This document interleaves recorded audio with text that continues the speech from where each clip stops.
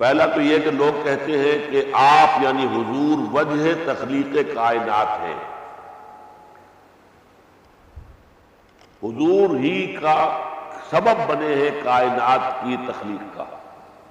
اصل میں یہ کچھ گہرے فلسفیانہ انداز میں تو یہ بات کہی جا سکتی ہے، اس لیے کہ اگر اس مسئلے پر ہم غور کریں جس پر اللہ تعالیٰ نے کچھ نہیں فرمایا قرآن میں، اللہ نے یہ کائنات کیوں پیدا کی؟ یہ تو فرمایا ہم نے پیدا کیا اپنی عبادت کے لیے، یہ کیوں پیدا کیا؟ کائنات کیوں پیدا کی؟ اس کے لیے ایک ہی بات ہے کہ جو ایک حدیث کی روح سے سامنے آتی ہے، کنت کنزا مخفیا فاحببت ان اعرف فخلقت الخلق۔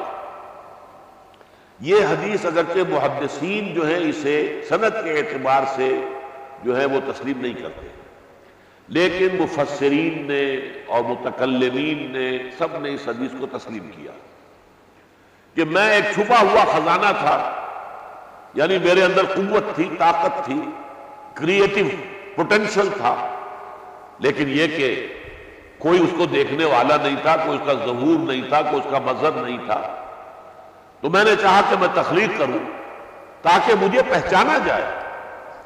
کسی کی تخلیق سامنے آتی ہے تو اس کو معلوم ہوتا ہے نا کہ اس کے اندر کیا کچھ تھا۔ کسی مصور نے کہ بہت اچھی تصویر بنائی ہے تو معلوم ہوا نا کہ اس کے اندر کس قدر کمال فن جو ہے وہ مثبت تھا۔ اس اعتبار سے اگر ہم اس کو مان لیں تو ظاہر بات ہے کہ انسانوں میں سب سے بڑھ کر اللہ تعالیٰ کی معرفت جنہیں حاصل ہوئی وہ محمد ہے صلی اللہ علیہ وسلم۔ معرفت خدا بندی کا کمال، اس پہلو سے کہا جا سکتا ہے کہ پھر آپ ہی گویا کہ وجہ تخلیق ہوئے۔ لیکن اصل میں یہ ساری باتیں جو ہیں یہ غلو محبت و عقیدت کی باتیں ہیں۔ ہمیں اصل میں حضور کے ساتھ اپنے تعلق کو دیکھنا چاہیے کہ ہمارا وہ تعلق ہے یا نہیں جو امتی کی حیثیت سے ہونا چاہیے۔ عملاً ہمارا ان کے ساتھ کیا تعلق ہے؟ ان کی ہم پیروی کر رہے ہیں کہ نہیں کر رہے ہیں؟ ان کے احکام پر چل رہے ہیں کہ نہیں چل رہے ہیں؟ جو ہماری اصل میں نجات کا معاملہ ہے وہ تو اس سے متعلق ہے، لہذا ساری توجہ اس پر ہونی چاہیے۔ لیکن بدقسمتی سے عمل کی طرف جو ہے، عمل سے فارغ ہوا مسلمان بنا کے تقدیر کا بہانہ، تو حضور کی بھی بس مدح و ثنا کر کے لوگ سمجھتے ہیں کہ ہم نے حق ادا کر دیا، اور آپ کے اتباع اور آپ کی پیروی اور آپ کے احکام پر عمل اور آپ کے مشن کی تکمیل کے لیے، اللہ کے دین کے غلبے کے لیے تن من دھن لگا دینا، یہ اس کی طرف کوئی توجہ ہی نہیں۔ دوسرا اسی طرح انہوں نے لکھا ہے کہ یہ سب تمہارا کرم ہے آقا، آپ کے بارے میں یہ کہتے ہیں کہ یہ سب اللہ، یہ آپ کا کرم ہے۔ میں اسے بھی سمجھتا ہوں کہ یہ کہنا مناسب نہیں ہے۔ کرم فضل اللہ کا ہے۔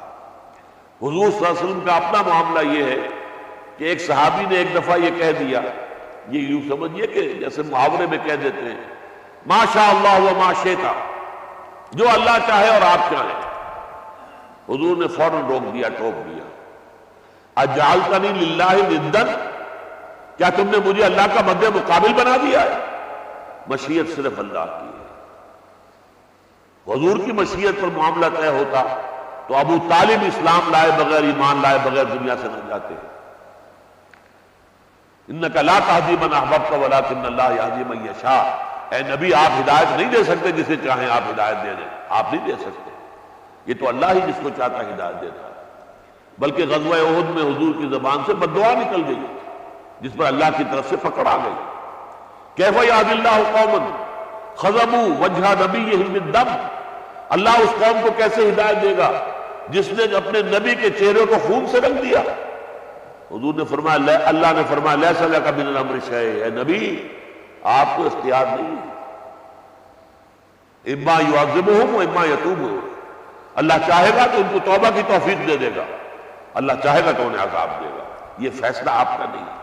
تو ہمیں اصل میں سمجھنا چاہیے الرب رب وَإِن تَنَزَّلْ وَالْعَبْدُ عَبْدٌ وَإِن تَرَقَّى، رب اور بندے کے درمیان ایک فرق جو ہے موجود رکھنا چاہیے۔